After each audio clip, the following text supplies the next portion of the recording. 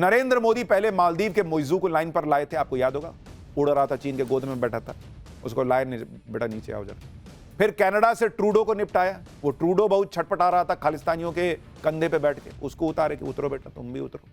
अब बांग्लादेश में हिंदू विरोधी मोहम्मद यूनुस का हाल यह है कि वो कहते फिर रहा है कि मेरा इस्तीफा ले लो। 9 महीने पहले जैसे शेख हसीना को जान बचाकर बांग्लादेश से भागना पड़ा था, कुछ वैसा ही अब बांग्लादेश के अंतरिम प्रधानमंत्री मोहम्मद यूनुस के साथ होने वाला है, कहा जा रहा है। जैसे अगस्त 2024 में बांग्लादेश के लोग शेख हसीना सरकार के खिलाफ सड़कों पर उतरे थे, वैसा ही प्रदर्शन अब मोहम्मद यूनुस के खिलाफ शुरू हो चुका है। मोहम्मद यूनुस को कभी बांग्लादेश के गरीबों का मसीहा माना जाता था, उन्हें अब सत्ता का भूखा तानाशाह बताया जा रहा है। मोहम्मद यूनुस को समझ में आ चुका है कि उसकी कुर्सी खतरे में, इसलिए वो खुद इस्तीफा देने की बातें कर रहे हैं। मोहम्मद यूनुस ने कहा है कि मौजूदा हालात में राजनीतिक पार्टियों के साथ मिलकर काम करना मुश्किल है, वो बंधक जैसा महसूस कर रहे हैं। जब तक राजनीतिक दल आम सहमति तक नहीं पहुंचते, वो काम नहीं कर पाएंगे। यानी भाई ने कह दिया है कि मेरे से नहीं हो रहा भाई, मुझे पब्लिक दौड़ा दौड़ा के मारे, उससे पहले मैं छोड़ देता हूं। जो मोहम्मद यूनुस भारत से दुश्मनी ले रहे थे, चीन से सेटिंग भिड़ा रहे थे, चिकन नेक पे अटैक करने का प्लानिंग कर रहा था, चिकन नेक, अब उसकी खुद की नेक जो है वो मरोड़ी जा रही है। आज उनके गले पर ही तलवार लटकी है। जरा यूनुस के इस्तीफे के पेशकश की इनसाइड स्टोरी समझिए। दरअसल यूनुस भले ही इस्तीफे की पेशकश के पीछे पॉलिटिकल पार्टियों को जिम्मेदार बता रहे हैं, लेकिन असली वजह उनका डर है कि बांग्लादेश की सेना उनका तख्ता पलट कर देगी। क्योंकि जिस बांग्लादेश की सेना ने यूनुस को सत्ता के सिंहासन पर बैठाया था, वही अब उनके नीचे से सिंहासन खींच लेना चाहती है। बांग्लादेश के आर्मी चीफ जनरल जमान ने यूनुस सरकार को वार्निंग दी है कि बांग्लादेश में आम चुनाव दिसंबर से आगे टलने नहीं चाहिए। अंतरिम सरकार को बांग्लादेश के संवेदनशील राष्ट्रीय मुद्दों पर फैसला लेने का संवैधानिक हक है ही नहीं। राष्ट्रीय सुरक्षा से जुड़े फैसलों में सेना को नजरअंदाज करना बर्दाश्त नहीं किया जाएगा। यानी बांग्लादेश में अंतरिम यूनुस सरकार और सेना खुलकर आमने सामने आ चुके हैं, क्योंकि यूनुस को अंतरिम प्रधानमंत्री सिर्फ तब तक के लिए ही बनाया गया था जब तक कि चुनाव नहीं हो जाते। लेकिन अब मोहम्मद यूनुस चुनाव करवाने में टालमटोल कर रहे हैं। बांग्लादेश में कहा जा रहा है कि मोहम्मद यूनुस जनता के चुने हुए प्रधानमंत्री नहीं है, वो कार्यवाहक पीएम है, लेकिन ऐसे फैसले ले रहे हैं जैसे तानाशाह। यूनुस कैसे विवादास्पद फैसले ले रहे हैं उसके कुछ उदाहरण आपको बताता हूं। पहले मोहम्मद यूनुस ने अलकायदा से जुड़े आतंकी संगठन अंसारुल्लाह बांग्ला पर लगा हुआ प्रतिबंध हटा दिया।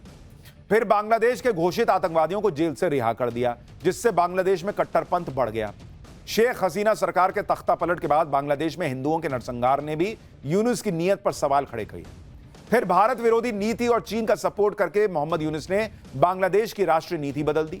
बांग्लादेश और म्यांमार बॉर्डर पर रखाइन कॉरिडोर को मंजूरी दे दी, जिसे आर्मी चीफ ने खूनी कॉरिडोर करार दिया था। सेना से पूछे बिना चटगांव पोर्ट का मैनेजमेंट दुबई की एक कंपनी को सौंप दिया गया। इतना तक तो फिर भी ठीक था, लेकिन मोहम्मद यूनुस ने बांग्लादेश की सेना में भी अपनी दखलंदाजी करना शुरू कर दिया। कहा जा रहा है कि मोहम्मद यूनुस आर्मी चीफ जमान के विरोधी और पाकिस्तान समर्थक जनरल फैजुर रहमान की फील्डिंग कर रहा था और जनरल जमान को सेना प्रमुख के पद से हटाना चाहता था। मोहम्मद यूनुस की साजिश की खबर बांग्लादेश के आर्मी चीफ जनरल जमान को लग गई। इसके बाद जनरल जमान ने देश की संप्रभुता को हथियार बनाकर मोहम्मद यूनुस को ही अल्टीमेटम दे दिया कि अच्छा तुम मेरी कुर्सी खाओगे, मैं तुम्हारी खाता हूं। उसको कह दिया कि सुधर जाओ वरना कुर्सी से उतार दिए जाओगे। मोहम्मद यूनुस पर सिर्फ आर्मी चीफ का दबाव नहीं है, पूर्व प्रधानमंत्री खालिदा जिया की पार्टी बीएनपी को भी यूनुस के इरादे समझ में आ चुके हैं। बीएनपी के समर्थन से ही यूनुस अंतरिम प्रधानमंत्री बने थे और अब आम चुनाव के मुद्दे पर बीएनपी ही उन्हें सबसे ज्यादा घेर रही है। बीएनपी ने यूनुस सरकार से 3 मांग कर दी है। यूनुस सरकार में सलाहकारों की संख्या कम की जाए, नेशनल सिक्योरिटी एडवाइजर यानी एनएसए खलीलुर रहमान को तत्काल हटाया जाए और दिसंबर तक आम चुनाव की योजना पेश की जाए। दरअसल शेख हसीना की आवामी लीग पर प्रतिबंध के बाद खालिदा जिया की बीएनपी ही बांग्लादेश की सबसे बड़ी राजनीतिक पार्टी रह गई। इसलिए बीएनपी को लगता है कि अगर चुनाव हुए तो उनकी सरकार बनना तय है। लेकिन मोहम्मद यूनुस चुनाव करवाने के लिए राजी नहीं हो रहे और तानाशाह की तरह देश चला रहे हैं। इसलिए कहा जा रहा है कि बांग्लादेश में किसी भी वक्त तख्ता पलट हो सकता है। तो ये तो हाल है, बांग्लादेश हो या पाकिस्तान। भाई ये भी तो पाकिस्तान तोड़ के ही बनाया था, तो दोनों जगह हाल सेम है।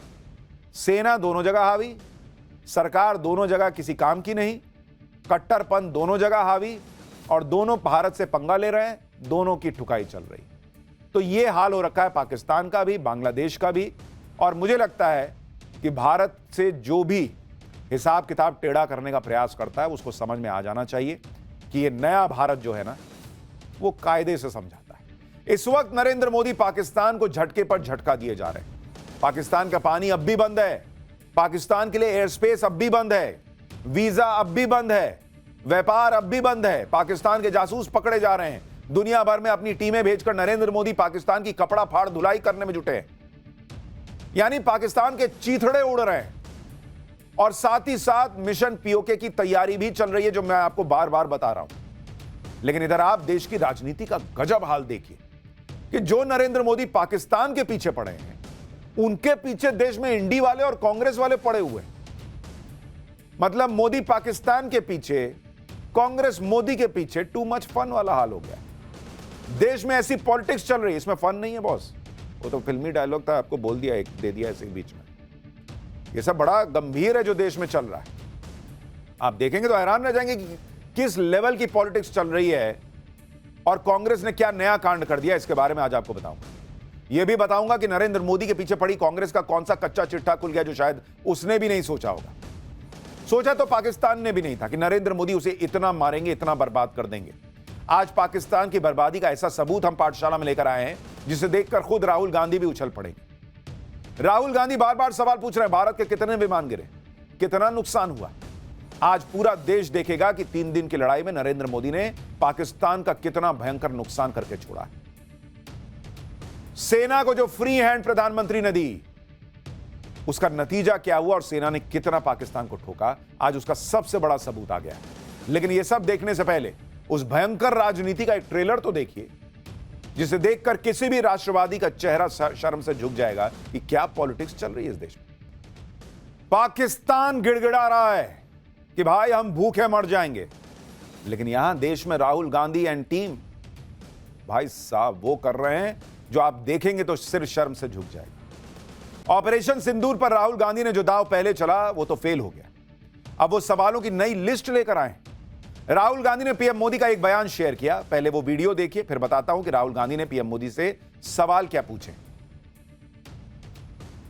पाकिस्तान की तरफ से जब ये कहा गया कि उसकी ओर से आगे कोई आतंकी गतिविधि और सैन्य दुस्साहस नहीं दिखाया जाएगा, तो भारत ने भी उस पर विचार किया।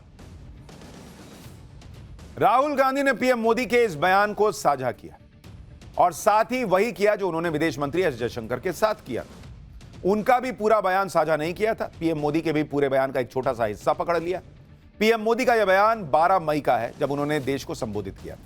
लेकिन राहुल गांधी ने 10 दिन बाद इसे शेयर किया और इस बयान के साथ राहुल गांधी ने 3 सवाल पूछे। आतंकवाद पर आपने पाकिस्तान की बात पर भरोसा क्यों किया? ट्रंप के सामने झुककर आपने भारत के हितों की कुर्बानी क्यों दी?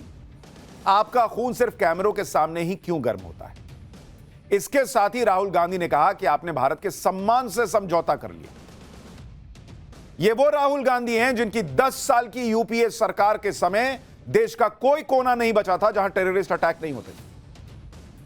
और इनकी सरकार के वक्त डोजियर भेजे जाते थे, डोजियर। तब देश के सम्मान के साथ समझौता नहीं होता था। 26/11 हमले के बाद राहुल गांधी कहां थे? अखबारों की कटिंग्स हमने आपको दिखाई थी, कहा गया था कि पार्टी कर रहे थे।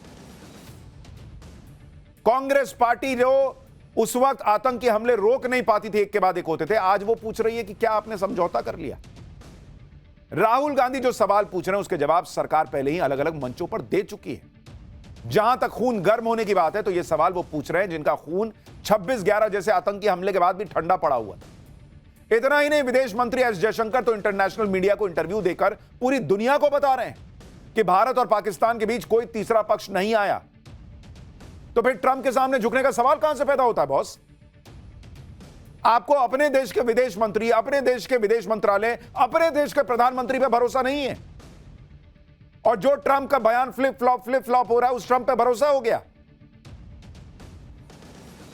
एस जयशंकर ने इंटरनेशनल मीडिया को बताया कि कैसे भारत ने पाकिस्तान को जब बुरी तरह से ठोका तो पाकिस्तान सीज फायर के लिए गिड़गिड़ाने लगा था। जयशंकर दुनिया को जाके बता रहे हैं भाई कि पाकिस्तान को बहुत मारा है। राहुल गांधी को दिख नहीं रहा है। विदेश मंत्री विदेश के चैनल पर बैठकर विदेशी धरती पर दुनिया को बता रहे हैं कि पाकिस्तान को इतना बुरा मारा कि वो अलबला गया और तब वो बातचीत के लिए आया। राहुल गांधी कह रहे हैं कि आपने उस पर भरोसा कैसे कर लिया, आपने जो है वो सिर झुका दिया और पता नहीं क्या क्या बोल रहे हैं। जो बात पूरी दुनिया को समझ में आ रही है वो बात राहुल गांधी या उनकी टीम को समझ में नहीं आ रही होगी। वो जानबूझ के नहीं समझना चाह रहे हैं। इनको आग लगी हुई है कि भाई ऑपरेशन सिंदूर में मोदी का नाम हो रहा है, देश की ताकत दिख रही है। जिस मेक इन इंडिया को ये बेकार बताते थे, उस मेक इन इंडिया में भारत में जो हथियार बन रहे हैं वो दुनिया लोहा मान रही है। चीन के हथियार फेल हो रहे हैं, तुर्की के ड्रोन नहीं चल रहे, दुनिया में भारत की बात हो रही है, भारत की ताकत की बात हो रही है। भारत तो घर में घुस के जहां मन आता है वहां ठोक के चला जाता है, इसकी बात हो रही है। इसमें आग लगने वाली बहुत बात है बॉस। अरे नरेंद्र मोदी को किसी और चीज में घेर लीजिए। आज राहुल गांधी को जवाब देने के लिए अमित शाह ने मोर्चा संभाला। देश के जवानों के हौसले को सलाम करते हुए अमित शाह ने ऑपरेशन सिंदूर की सफलता को लेकर सवाल उठाने वालों को तगड़ा जवाब दिया। एक बार अमित शाह को सुनिए, फिर बताता हूं कि राहुल गांधी और विदेश मंत्री एस जयशंकर पर कौन से नए सवाल लेकर आए।